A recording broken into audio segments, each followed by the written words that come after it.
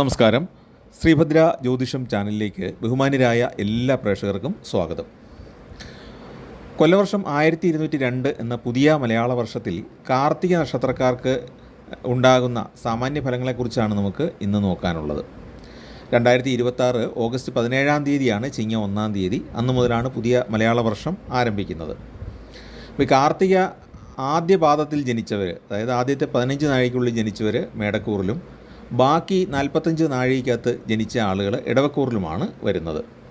മേടക്കൂറുകാർക്ക് വർഷത്തിൻ്റെ ആരംഭത്തിൽ വ്യാഴം 4-ാം ഭാവത്തിലും അതുപോലെ ഉച്ചരാശി സ്ഥിതിയുമായിട്ടാണ് സഞ്ചരിക്കുന്നത്. രാഹു ആണെങ്കിൽ 11-ലുമാണ്. ഈ രണ്ട് ഗ്രഹസ്ഥിതികളും അനുകൂലമാണ്. രാഹു പാപഗ്രഹമാണെങ്കിലും ധൂമഗ്രഹമാണെങ്കിലും 11-ൽ നിൽക്കുന്ന സമയം അനുകൂലമാണ്. വ്യാഴത്തിൻ്റെ ദൃഷ്ടി ശനി നിൽക്കുന്ന മീനൻ രാശിയിലേക്ക് വരുന്നതും ഗുണകരമാണ്. വർഷാരംഭത്തിൽ അനുകൂല ഗ്രഹസ്ഥിതി കൊണ്ട് കാർത്തിക നക്ഷത്രക്കാർക്ക് ആത്മവിശ്വാസം വർദ്ധിക്കുന്ന സാഹചര്യങ്ങൾ ഉണ്ടാകും. ഔദ്യോഗിക രംഗത്ത് സമ്മർദ്ദം കുറയുന്നതാണ്. ഇഷ്ടപ്പെട്ട സ്ഥലത്തേക്ക് സ്ഥലമാറ്റം ലഭിക്കാനും യോഗമുണ്ട്. പുതിയ ഉത്തരവാദിത്തങ്ങൾ ഏറ്റെടുക്കാനും അത് വിജയപഥത്തിലെത്തിക്കാനും സാധിക്കും. എഞ്ചിനീയറിംഗ്, സാങ്കേതിക രംഗം, ഇൻഫർമേഷൻ ടെക്നോളജി രംഗത്തുള്ള കാർത്തിക മേടക്കൂറുകാർക്ക് പുതുവർഷം സാമാന്യമായിട്ട് ഗുണം ചെയ്യുന്നതാണ്. അവർക്ക് മേലധികാരികളുടെ പ്രീതി ലഭിക്കും. പല കാര്യങ്ങളും ഏറ്റെടുത്ത് നല്ല രീതിയിൽ കാര്യക്ഷമമായിട്ട് ചെയ്യാൻ സാധിക്കും. പാർട്ട്ണർഷിപ്പ് അടിസ്ഥാനത്തിൽ ചെയ്തു വരുന്ന വ്യവസായം പുഷ്ടിപ്പെടുന്നതാണ്. എന്നാൽ ഏഴരശനി വരുന്ന മലയാള വർഷത്തിൻ്റെ ഭൂരിഭാഗവും തുടരുന്ന ഒരു സാഹചര്യമാണ് ഉള്ളത്. അത് അല്പം ബുദ്ധിമുട്ടുണ്ടാക്കും. അതുപോലെ തന്നെ വർഷമധ്യത്തിലെ രാഹു കേതുക്കളുടെ രാശിമാറ്റവും മേടക്കൂറുകാർക്ക് അനുകൂലമല്ല.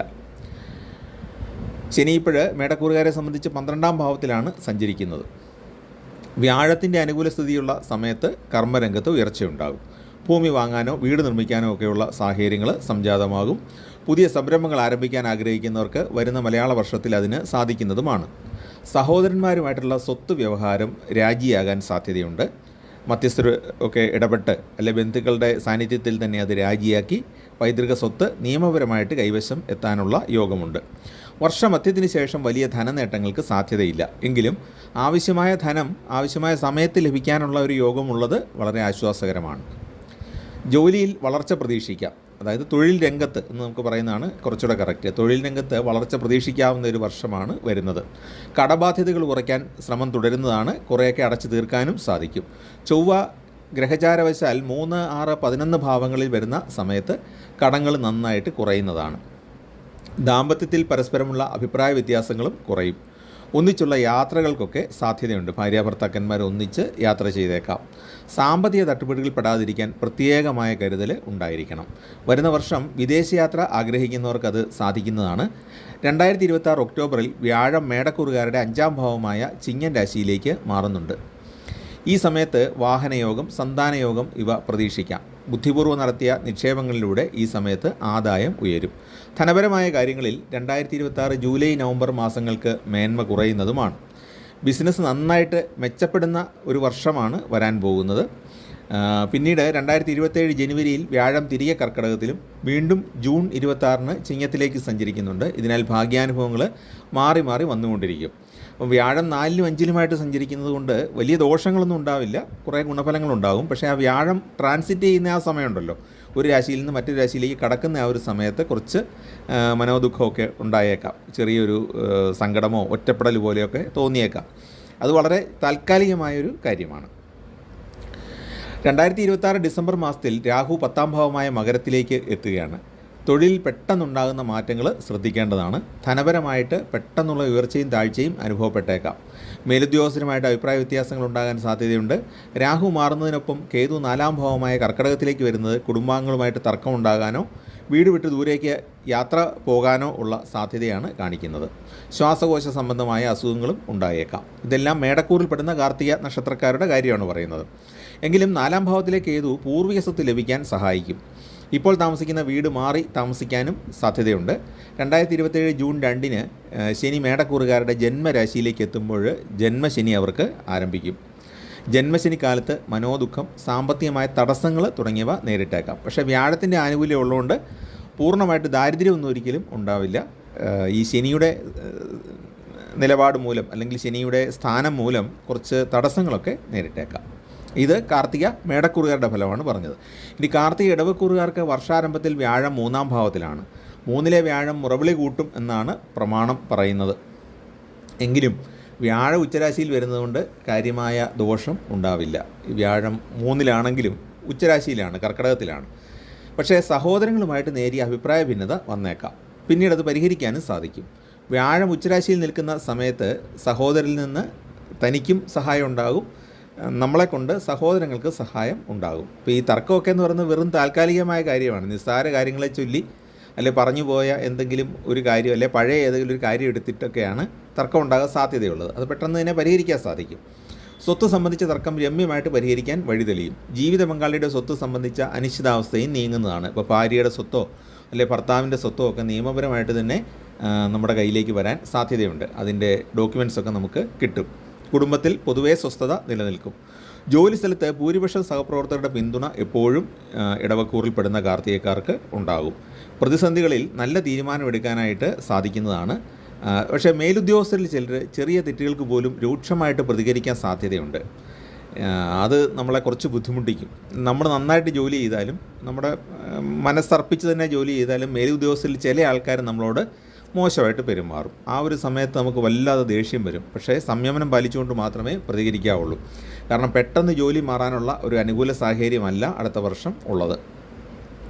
ശനി വർഷാരംഭത്തിൽ 11-ൽ നിൽക്കുന്നത് ഇടവക്കൂറിൽപ്പെടുന്നവർക്ക് ഒരുപാട് ഗുണങ്ങൾ ചെയ്യുന്നതാണ്. കുറേ ഭാഗ്യാനുഭവങ്ങൾ ഉള്ള സമയമാണ്. മുടങ്ങിക്കിടന്ന ആനുകൂല്യങ്ങൾ, സർക്കാരിൽ നിന്നുള്ള ധനസഹായമൊക്കെ കാർത്തിക ഇടവക്കൂറിൽപ്പെടുന്നവർക്ക് ലഭിക്കുന്നതാണ്.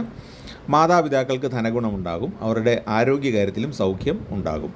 ഏറെക്കാലമായിട്ട് സ്വപ്നം കാണുന്ന തീർത്ഥാടനത്തിന് അവസരം കിട്ടുന്നതാണ്. തീർത്ഥാടനം മാത്രമല്ല, നമ്മളിപ്പോൾ ഒരു വിനോദയാത്ര, ഒരു ടൂർ പോകണം എന്നൊക്കെ ആഗ്രഹിച്ചാലും സാധിക്കുന്നതാണ്. 2027 ജൂൺ മാസത്തിൽ ശനി അവരുടെ 12-ാം ഭാവത്തിലേക്ക് വരും. ഈ സമയത്ത് വീട് നിർമ്മിക്കാൻ പ്രതീക്ഷിച്ചതിലും അധികം പണം ചിലവാകുന്നതാണ്. വീട് നിർമ്മിക്കാനോ വീട് നവീകരിക്കാനോ ഒക്കെ ചെയ്തുകൊണ്ടിരിക്കുന്നവർക്ക് അല്ലെങ്കിൽ പുതുതായിട്ട് ചെയ്യുന്നവർക്ക് അവർക്ക് ധനച്ചെലവ് വർദ്ധിക്കും. സാമ്പത്തിക തട്ടിപ്പുകളിൽ പെടാതിരിക്കാനായിട്ട് ആ സമയത്ത് നല്ല കരുതലുണ്ടായിരിക്കണം. കിടപ്പ് രോഗികൾക്ക് ആശ്വാസം ലഭിക്കുന്നതാണ്. ജീവിതശൈലി രോഗങ്ങൾ ബാധിക്കാൻ സാധ്യതയുണ്ട്. ഇടവക്കൂറുകാർക്ക് രാഹു 10-ലും കേതു 4-ലുമാണ് വർഷാരംഭത്തിൽ വരുന്നത്. അതിനാൽ വർഷാരംഭം മുതൽ ധനപരമായിട്ട് കൂടുതൽ കരുതൽ വേണ്ടതാണ്. വ്യാപാരത്തിൽ കൂടുതൽ മുതൽ മുടക്കുന്നത് 2-3 തവണയെങ്കിലും ചിന്തിച്ചിട്ട് വളരെ ബുദ്ധിപൂർവ്വം മാത്രമേ ചെയ്യാവുള്ളൂ. വ്യാപാരം ചെയ്യരുതെന്ന് പറയാൻ കഴിയില്ല, കാരണം വ്യാഴത്തിൻ്റെ ആനുകൂല്യം കിട്ടുന്ന സമയമാണല്ലോ. പക്ഷേ ഈ വേറെ ആരെങ്കിലും പറയുന്ന കേട്ടൊന്നും പണം മുടക്കരുത്. നമുക്ക് നല്ല ബോധ്യമുള്ള കാര്യങ്ങളിൽ മാത്രമേ പണം മുടക്കാവുള്ളൂ. അതുപോലെ ആരോഗ്യ പരിപാലനത്തിൽ ഒട്ടും ആലസ്യം പാടില്ല. 2026 ഡിസംബർ മാസത്തിൽ രാഹു മകരരാശിയിലേക്കും കേതു കർക്കിടക രാശിയിലേക്കും വരുന്നു. കുറുക്ക് വഴികളിലൂടെ ചെറിയ സാമ്പത്തിക നേട്ടം വന്നേക്കാം. അതത്ര സ്ഥിരമായിരിക്കില്ല. പ്രണയികൾക്ക് എതിർപ്പുകളെ നേരിടേണ്ടി വരും. ഭാര്യാഭർത്താക്കന്മാർക്ക് തൊഴിൽപരമായിട്ട് ഭിന്ന ദിക്കുകളിൽ അല്പകാലമെങ്കിലും കഴിയേണ്ട സാഹചര്യങ്ങൾ ഉണ്ടായേക്കാം. മക്കളുടെ കാര്യത്തിൽ ചെറിയ ഉത്കണ്ഠകൾ ഉണ്ടാകാനും സാധ്യതയുണ്ട്. പ്രവാസികൾക്ക് നാട്ടിൽ ജോലി ലഭിക്കാൻ സാധ്യതയുണ്ട്. പിതാവിന് രോഗം ഉണ്ടായേക്കാം. എന്നാൽ സർക്കാർ കാര്യങ്ങളിൽ അനുകൂല ഫലത്തിനാണ് സാധ്യതയുള്ളത്. 3-ാം ഭാവത്തിലെ കേതു അപ്രതീക്ഷിതമായ ചില പെരുമാറ്റ രീതികൾ നമ്മുടെ സ്വഭാവത്തിൽ കൊണ്ടുവരുന്നതാണ്. അതുകൊണ്ട് ശ്രദ്ധ വേണം. 3-ലെ കേതു പെട്ടെന്നുള്ള ചില പ്രതികരണങ്ങൾ നമ്മളെക്കൊണ്ട് ചെയ്യിക്കും. പിന്നെ വേറൊരു പ്രശ്നമുണ്ട്, മറച്ചു വെച്ച സത്യങ്ങൾ വിളിച്ചു പറയാനുള്ള ഒരു ധൈര്യം ഉണ്ടാകും. അതും സൂക്ഷിക്കേണ്ടതാണ്. കാരണം ഓഫീസർമാരാണെങ്കിലും അല്ലെങ്കിൽ നമ്മുടെ കൂട്ടുജോലിക്കാരാണെങ്കിലും ഒന്നിച്ച് ചെയ്ത പല കാര്യങ്ങളും ഉണ്ടാവും. ഇതെല്ലാം പുറത്തോട്ട് വിളിച്ചു പറയുന്ന ഒരു രീതിയാണ് 3-ലെ കേതു കാണിക്കുന്നത്. ഇത് വലിയ ശത്രുതയ്ക്ക് കാരണമാകാം. അതുകൊണ്ട് സംസാരത്തിലൊരല്പം ശ്രദ്ധ പാലിക്കുന്നത് നല്ലതായിരിക്കും. കാർത്തിക നക്ഷത്രക്കാർ ചെയ്യേണ്ട പൊതുവായിട്ടുള്ള വഴിപാടുകളെ പറ്റി കൂടെ പറയാം. സുബ്രഹ്മണ്യ ക്ഷേത്രത്തിൽ കുമാരസൂക്ത പുഷ്പാഞ്ജലി നടത്തുന്നത് വളരെ നല്ലതാണ്. അല്ലെങ്കിൽ പഞ്ചാമൃതം സമർപ്പിക്കുന്നത് നല്ലതാണ്. അർച്ചന ചെയ്താലും മതിയാവും. വളരെ വിഷമകരമായ പ്രശ്നങ്ങൾക്ക് ആചാരമനുസരിച്ച് ഒറ്റ നാരങ്ങ വഴിപാട് സമർപ്പിക്കുന്നത് നല്ലതാണ്. സുബ്രഹ്മണ്യ സ്വാമിക്ക് ഒറ്റ നാരങ്ങ എന്നൊരു വഴിപാടുണ്ട്, അത് സമർപ്പിക്കുക. ദേവിക്ക് കുങ്കുമം സമർപ്പിച്ച് പൂജിച്ച് തിരികെ വാങ്ങി ധരിക്കണം. ശിവക്ഷേത്രത്തിൽ ജലധാര കൂവളമാല സമർപ്പണം. പാർവതി ദേവിക്ക് പിൻവിളക്ക്, ഇതെല്ലാം ഉത്തമമാണ്. ശിവന് പുരുഷസൂക്ത പുഷ്പാഞ്ജലി നൽകുക. ആദിത്യ ഹൃദയം നിത്യവും ജപിക്കുന്നതൊക്കെ നല്ലതാണ്. പിന്നെ ശനിയുടെ ദോഷം മാറാൻ വേണ്ടി ശാസ്താവിന് നെയ്വിളക്ക് സമർപ്പിക്കണം. ഇത് വർഷാദ്യം തന്നെ ചെയ്യുന്നത് നല്ലതാണ്. ശനിയുടെ ആനുകൂല്യങ്ങൾ പൂർണ്ണമായിട്ടും കിട്ടും. അതുപോലെ തന്നെ ശനി ജന്മശനിയായിട്ട് വരുമല്ലോ, ആ സമയത്ത് ബുദ്ധിമുട്ടുകൾ ഉണ്ടാകാതിരിക്കാനും ഇത് നല്ലതാണ്.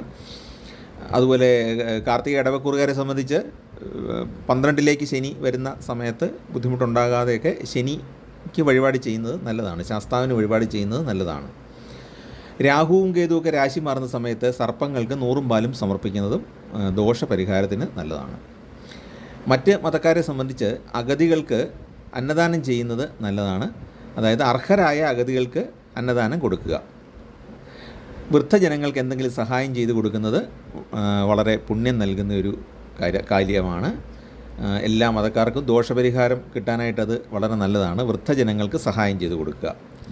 പിന്നെ ചെയ്യാവുന്ന ഒരു ക്രിയ കൂടെ ഉണ്ട്. ഈ വേനലൊക്കെ വരുന്ന സമയത്ത്, വെള്ളത്തിനൊക്കെ ബുദ്ധിമുട്ട് വരുന്ന സമയത്ത് ജന്തുക്കൾക്ക് കുടിക്കാനായിട്ട് ഒരല്പം വെള്ളം വീട്ടിൽ നിന്ന് അല്പം മാറി പുറത്തെവിടെയെങ്കിലും വെക്കുന്നത് നല്ലതാണ്. ജലദാനം എന്ന് പറയുന്ന പുണ്യകർമ്മമാണത്. അപ്പം എല്ലാ മതങ്ങളിലും ഉണ്ട് വെള്ളം കൊടുക്കുക, ഭക്ഷണം കൊടുക്കുക. അതിൽ ഈ വെള്ളം ജീവികൾക്ക് കുടിക്കാൻ വേണ്ടി കൊടുക്കണം എന്നാണ് പറയുന്നത്. അപ്പോൾ അതിന് വീട്ടിൽ നിന്ന് മാറ്റി വെക്കണം എന്ന് പറഞ്ഞാൽ എന്താണെന്ന് വെച്ചാൽ പല വിധത്തിലുള്ള ജീവികൾ വരുമല്ലോ വെള്ളം കുടിക്കാൻ വേണ്ടി. അത് നമുക്ക് ദോഷകരമാതിരിക്കാനാണ് കുറച്ച് മാറ്റി പറമ്പിൽ എവിടെയെങ്കിലും ഒന്ന് വെക്കുക, പക്ഷികൾക്കും മൃഗങ്ങൾക്കൊക്കെ കുടിക്കാൻ വേണ്ടിയിട്ട്. അപ്പോൾ അത് നല്ലതാണ്, അതെല്ലാവർക്കും ചെയ്യാവുന്ന കാര്യമാണ്. ഇതാണ് കാർത്തിക നക്ഷത്രക്കാരുടെ കൊല്ലവർഷം 1202 സാമാന്യ ഫലവും അവർ ചെയ്യേണ്ട വഴിപാടുകളും. അപ്പോൾ നിങ്ങൾക്ക് ചാനൽ ഇഷ്ടപ്പെട്ടെങ്കിൽ ഒന്ന് സബ്സ്ക്രൈബ് ചെയ്യുക. ചാനലിൽ ജോയിൻ ചെയ്യാൻ ആഗ്രഹിക്കുന്നവർ ജോയിൻ ബട്ടൺ ക്ലിക്ക് ചെയ്താൽ അവർക്ക് ചാനലിലെ മെമ്പറായിട്ട് ചേരാൻ സാധിക്കും. മെമ്പേഴ്സ് ഉള്ളി വീഡിയോകൾ അവർക്ക് കാണാൻ സാധിക്കും. മെമ്പർമാർക്ക് മാത്രമുള്ള വീഡിയോകൾ അവർക്ക് കാണാൻ സാധിക്കും. അവരുടെ കമൻറ്റുകൾക്ക് പ്രത്യേകമായിട്ട് മറുപടിയും തരാനായിട്ട് സാധിക്കുന്നതാണ്. എല്ലാവർക്കും നന്മയുണ്ടാകട്ടെ. നിങ്ങൾക്കും നിങ്ങളുടെ കുടുംബാംഗങ്ങൾക്കുമൊക്കെ വളരെ ശോഭനമായ ഒരു വർഷമായിരിക്കട്ടെ അടുത്ത മലയാള വർഷം എന്ന് ആശംസിക്കുന്നു. എല്ലാവർക്കും നമസ്കാരം.